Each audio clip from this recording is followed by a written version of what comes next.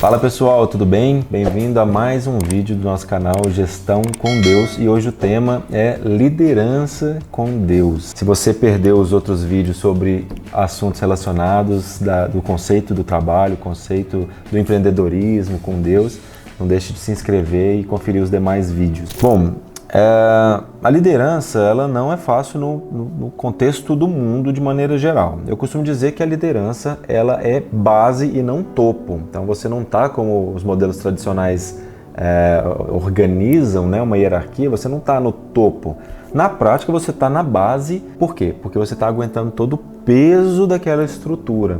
E por que eu digo que nós líderes, né, estamos na base aguentando o peso da estrutura? Pensa, por exemplo, a sua família. Na sua família, se você é pai de família, se você tem filhos, você sabe que, por exemplo, quem está no topo da estrutura, são os filhos mais novos, eles carregam zero peso, eles não se sacrificam em nada pela família e por isso eles estão no topo ali sendo carregados pela família. Então às vezes o filho mais velho ele vem logo a seguir, que é aquele filho que já cuida do filho mais novo, então ele tem algum grau de sacrifício e algum peso que ele tem que carregar pela família. E na medida em que você vai descendo, ali no fundo da pirâmide, na base da pirâmide, você tem o pai e a mãe, por exemplo, que são aqueles que se sacrificam totalmente pela família. Todo o orçamento vai para os filhos, para as escolas dos filhos, para as vontades dos filhos, para a educação, para a felicidade dos filhos. Então, os líderes, eles estão aqui na base porque eles se sacrificam e carregam todo o peso da estrutura da pirâmide daqui para cima. E numa empresa não é diferente. Quem está na base da pirâmide, suportando e sendo plataforma para todo o restante da empresa, carrega um peso muito grande. O peso das decisões de quem demitir e quem contratar. E muitas vezes as pessoas que você vai demitir são pais de família e aquilo é muito difícil, né? É uma decisão complicada, porque talvez a pessoa não está ali se encaixando muito na sua estrutura, mas você precisa demiti-la.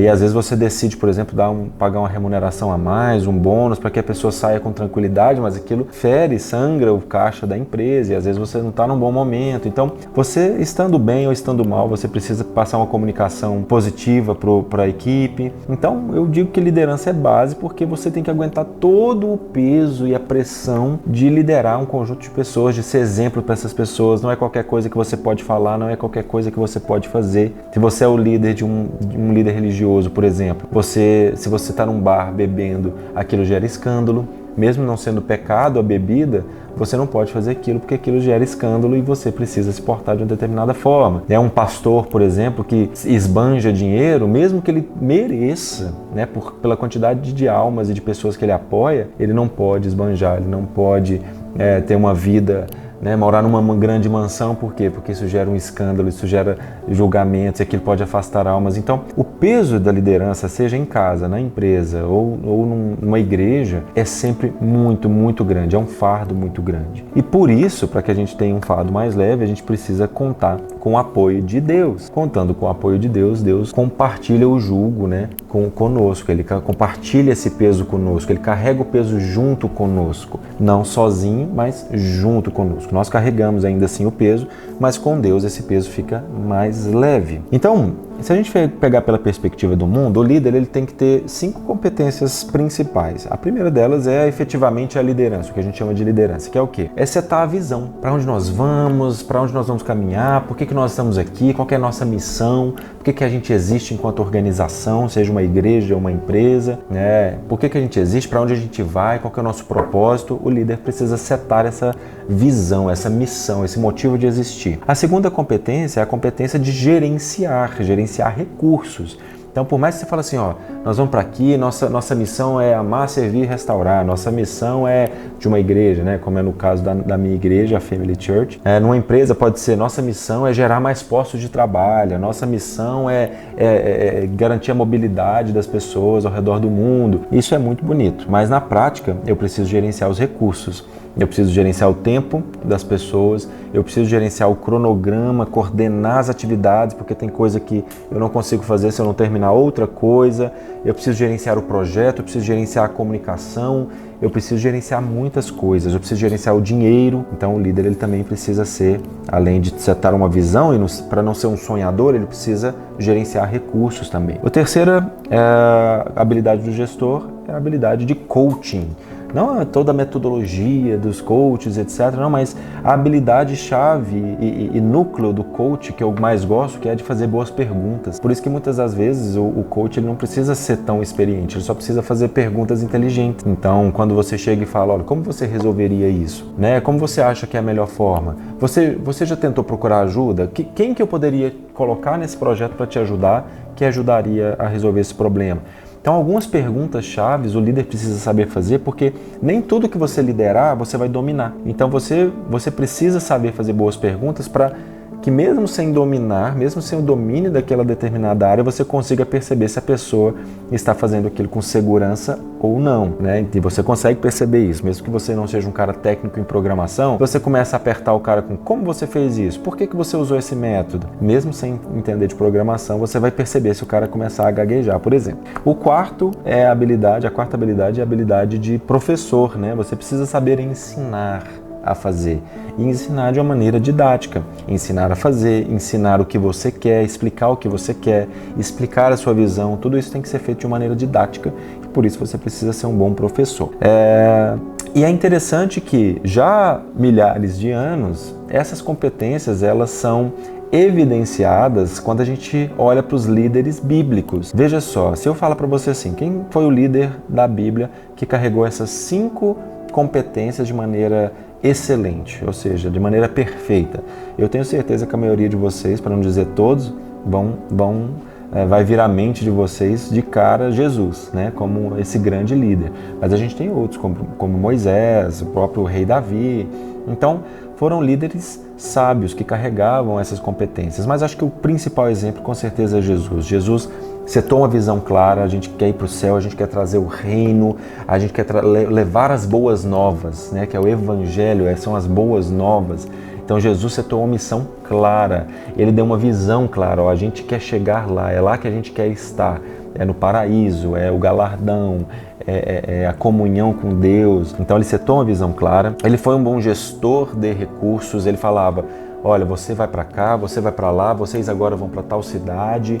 Ele gerenciava as coisas que iriam acontecendo e mandava de 2 em 2, entende? Então, ele conseguia gerenciar ali os recursos, né? Os 12 discípulos, ele recrutou 12 e quando Judas traiu Jesus, eles repuseram para continuar 12. Então, ele fez uma gestão de equipe, uma gestão de tempo, uma gestão de recursos. Ainda não era a hora de certas coisas, então ele ia gerenciando esse tempo e essa missão para que as coisas acontecessem na hora certa. Ele era um excelente coach, ele fazia perguntas incríveis que te levavam a pensar e até hoje a gente se baseia nas perguntas que Jesus fez para pensar sobre as nossas ações. Ele era um excelente professor, nem preciso dizer, contando tudo através de parábolas simples de entender. Para a gente entender coisas complexas como Deus, a gente não consegue entender Deus, então a gente precisa partir de uma base conhecida.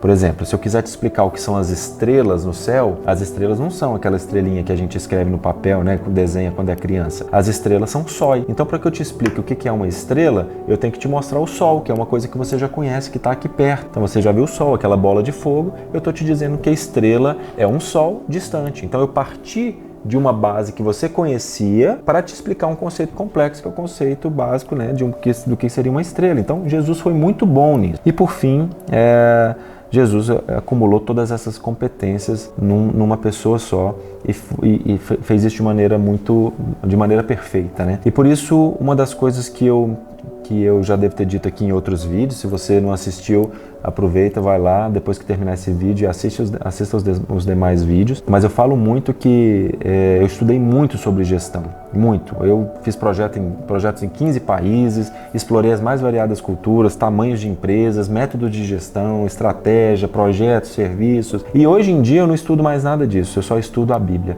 Porque eu descobri que lá eu tenho todo o conhecimento que eu preciso para ser um bom gestor, um bom líder. Eu só preciso ler a palavra e orar, porque as revelações que Deus dá sobre o que é ser um bom líder vão além, inclusive, da própria palavra, porque é o entendimento espiritual que Deus dá sobre o que está escrito ali. Então hoje o meu principal livro de gestão se chama Bíblia Sagrada. Só que a liderança, ela precisa ser conquistada. Se você olhar para os personagens principais da Bíblia, Jesus, o próprio Jesus se preparou por 30 anos. Por que Jesus desceu e sofreu e se absteve do seu poder de Deus para poder morrer na cruz e sofrer os nossos sofrimentos? Para que ele pudesse ter a moral, conquistar a moral, mesmo não precisando, ele veio e conquistou a moral de nos pedir, por exemplo, para morrer por ele, para sofrer por ele. Por que ele tem a moral de ser um líder ouvido? Por que quando ele ouve, quando ele fala, nós ouvimos? Porque ele tem moral. E por que ele tem moral? Porque ele sofreu por mim. Então, se ele sofreu por mim, ele pode me pedir que eu morra por ele. E eu vou morrer por ele se ele me pedir dessa forma. Porque ele morreu por mim. Então, ele sofreu as piores coisas que poderiam acontecer, inclusive tortura. Então, ele é uma pessoa que tem moral para me pedir para esperar um pouco mais, sofrer ali, às vezes, perder um contrato, isso é mínimo perto do que ele sofreu por nós. Então, Moisés se preparou 40 anos no palácio, depois 40 anos no deserto, para depois passar 40 anos pastoreando ovelhas. Então, houve uma preparação. Então, não antecipe a liderança, não precipite a liderança. Deixe que a preparação aconteça no tempo de Deus e não se esqueça de meditar na palavra, adquirir conhecimento através da palavra e orar para Deus para que você seja um líder sábio. Se você gostou desse conteúdo, não se esqueça de assistir aos demais vídeos e marque a notificação aí no sininho. Até o próximo vídeo.